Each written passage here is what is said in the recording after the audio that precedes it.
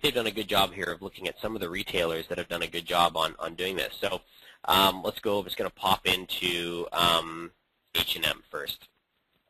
So some of this, and I should mention that I consider social media and social networks not the same thing. Social media is content that can be easily shared and pushed. A social network is typically, people within a closed network under a specific URL, and they're interacting within some kind of a closed loop. So this is the H&M careers one, talking about a launch. You can see here, I'm sure they've got a job in here somehow. Around the world, 80 stores. Bags of potential at H&M, looking to start accelerate your current fashion. And let's go see where the link takes us. Oh, shame on you, H&M. Hopefully no one on the call is from H&M. But sometimes you get the links that are broken because the job goes down. Let's have another one here. Oh, was it the same one? Probably. Let's see here. Okay. So link broken, which is obviously a bit of an issue, but okay. So anyhow, we'll skip off of that for a sec and stop picking on H&M. But we'll go back here, back to the social, the undercover recruiter, and a couple other ones here that I'll show you. I know one that I checked out yesterday was Starbucks does a fantastic job, and obviously everybody hates hearing about how great Starbucks is, but unfortunately they do things very, very well. This is their Starbucks jobs. We actually typically code our client sites the same way, so we'll go put their first name and call it jobs. Now, we also get, and just a little quick side tip, people always say, well, why is it a job, not a career? Now, I get it that everybody on the call wants people to consider retail as a career. The reason why the term job is better is because it's way better optimized, and its job is searched on the engines and just in keyword searches like 25 times as much as career is. So just keep that in mind when you think about how you're coding your sites. So Starbucks seeks a store manager in Arlington. And come on, link. Let's see it work. Okay. So, all right. So, again, they got a landing page, really clear. I can send a job bite. I can share it out to my friends. This is a great example. So they're pushing their jobs out, through a sourcing tool, and they've got some interaction and some job postings here. So, I guess the core, what I want to really drill down on here is not so much, what these guys are doing, but just basically how to do it. And I think the key of it is if you start a basic Twitter page, and some people will debate the actual impact of it, it actually has a much bigger impact than you believe. We know just by posting jobs, it increases traffic to the site by 5 to 10% per client. So it most certainly works. And then finally, social networks. Now, this is a tool that I typically don't do this, and I typically don't do mass promotions for other vendors, but these guys are doing a really good job. This is actually probably one of the slickest Facebook apps for recruiting that exist on the web. So this is actually what I'll do is I actually won't go into there. I'll go for let's see here. It's actually called Work. Sorry, I'm using somebody else's computer here. Work for Labs. Holy smokes! Circus. Sorry, give me a sec here. Work for Labs. So Work for Labs is a company that's built specifically a Facebook recruiting platform, and what it allows you to do is actually plug in a tab on your Facebook page to go and distribute jobs. And what's neat about this is a couple things. It says install the application for free, but unfortunately you find out afterwards that there is a charge that will be put to your credit card within 30 days, but it's a very affordable price. I think it's like $499 for a limited number of jobs. And what this is you can add the jobs directly to your page, and it comes up. And I don't have a great example of it. Well, actually, I do. Here's Accenture. So you can see Work for Us. What happens is some of the distribution, and the reason why I'm shaping this as a must-have strategy is the must-have strategy is you've got to get your job content on Facebook. I'm using these guys as an example because I think they're one of the simplest, easiest ways for you to basically jump into this.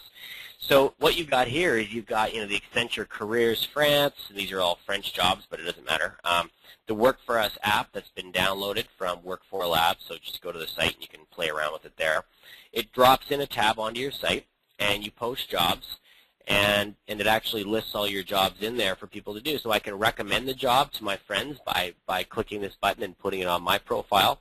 I can, you can see I was testing it last night, so I've already recommended the Senior Manager Supply Chain Management role in Paris, France. I don't know anybody who lives in Paris, France, but maybe one of my connections do. What I like about this is it's really simple, and many retailers and companies have had a real challenge on how to go and get their content onto Facebook. And I know there's a lot of companies that will sell you very, very expensive outsourcing approaches, where I actually think that the way to do this is manage it with smarter applications, and you'll be able to go do it. What's cool about this on the back end from an admin perspective, it actually tells you how many views and how many click-throughs you had for that Facebook job. So it starts to give you some direct understanding of the ROI that you're getting from that. So I wanted to show you that really quick.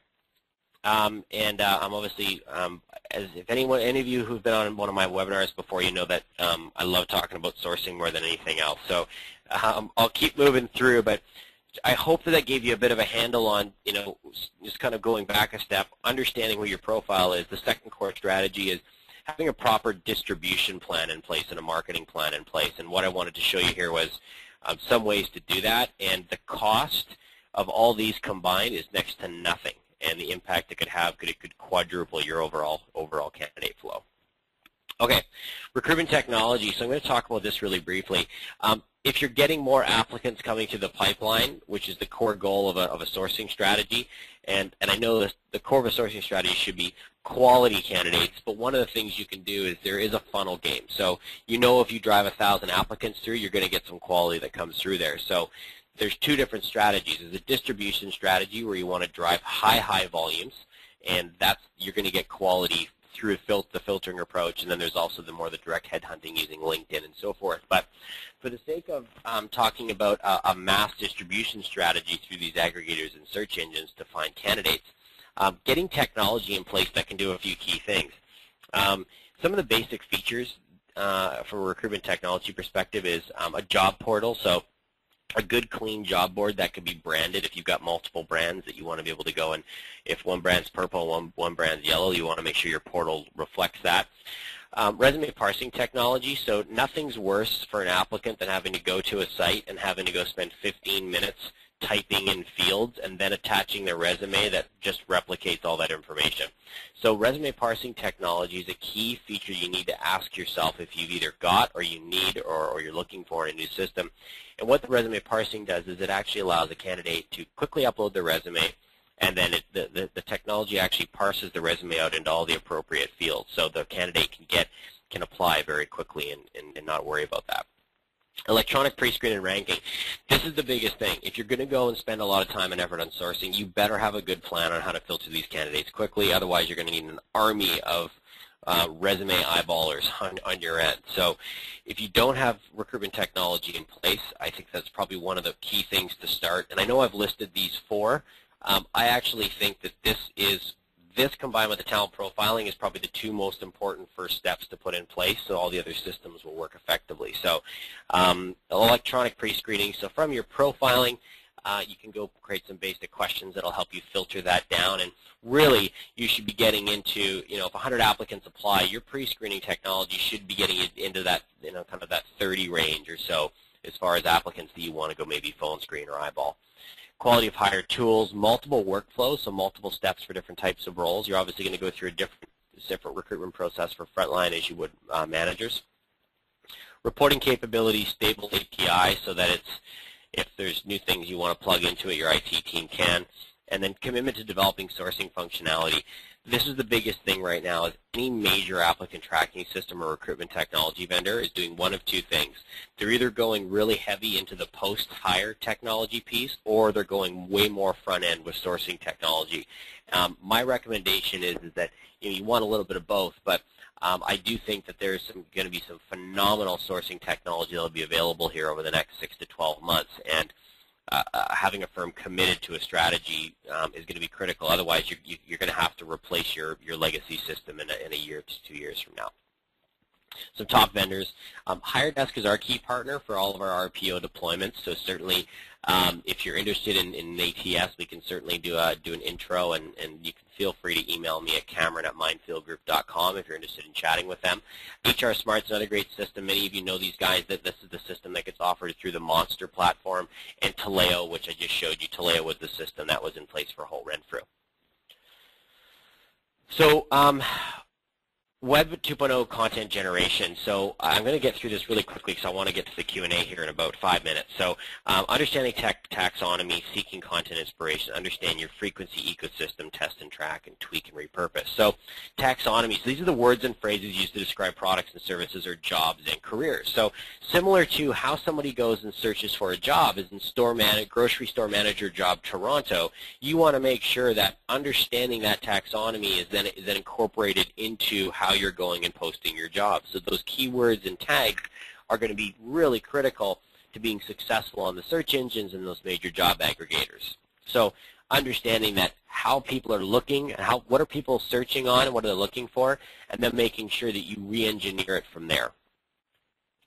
Frequency, some recommendations. Twitter 5 times a day is kind of the max. Facebook 2 times a day. Blog 3 times a week, and an email campaign 1 day a week. So you don't want to alter those upside down because it's gonna piss people off. And I think that these tools are organized in a way that this kind of gives you the ability to frequently push out messaging, but it needs to be somewhat controlled.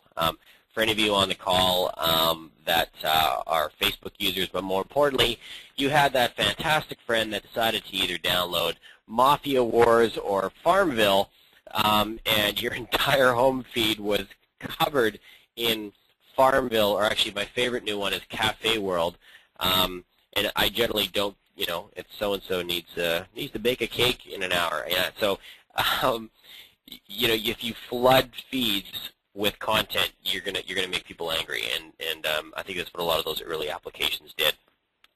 Content inspiration. So this isn't just about status updates. Use your keywords. Think of how someone would, how would you, so let me step back. If you were to think about your brand and the jobs that you've got and the type of people you're targeting, how would they go find you, right? What are the keywords? What would they look for? What kind of videos would they be watching? Where are they hanging out? What social tools are they using? And thinking through how would someone go search in Google or Yahoo or any of the search engines, and where would you want to show up? So try searching on some of those keywords and see what comes up. Videos, comments, tweets, content, and maybe competitors and fans, and this will be a great start to getting some great content ideas. If you haven't been on YouTube in a while and typed in your brand, go have a look. You'll be blown away on what you find in there. It is for good and for bad. Trust me. There's some stuff in there that you can't believe it's on the web, and there's stuff that, holy smokes, this is phenomenal content. We should maybe be using this. Test and track. So make sure that you use key phrases, and then what I'd recommend is anytime you're posting this stuff out is use Hootsuite or Bitly, because you want to be able to track. And what this does is that these tools do a great job of actually tracking your numbers of clicks and visitors that come through. And then finally, tweak and repurpose. The content pieces that are most successful on the first rung, being Twitter, you can appropriately tweak them and then redeploy them on your second rung, being Facebook. So again, if we go back to this diagram, Twitter, Facebook, blog, email, right? So if you're using Hootsuite, what you can do is you can obviously go and, okay, what were my top 2 out of the 5 tweets I did yesterday? And that can be your Facebook status updates. If whoever your top Facebook status update would be, then you would go maybe potentially write a blog article about it. If you write 2 or 3 blog articles in a week, then maybe the top one that gets the most clicks then becomes your email campaign for that week. So there's a logical way that you can go and organize your content in a fashion that is going to be attractive to your users. The key thing is you got to track it, and you got to listen to what people are looking at. And then finally, add the best piece to your blog, and then finally, your best content to your email newsletter. So that's a really simple strategy that you can go give to somebody to go and deploy. And then finally, by understanding how your various social outposts, so to speak, LinkedIn, Facebook, Twitter, can work together, you can really develop meaningful efficiencies. Content consumption is very different for each outpost. So when you think about it, somebody on Twitter, you have to put yourself in front of your followers multiple times in a given day because of the sheer volume of messages they're consuming. Facebook, for example, once or twice a day. But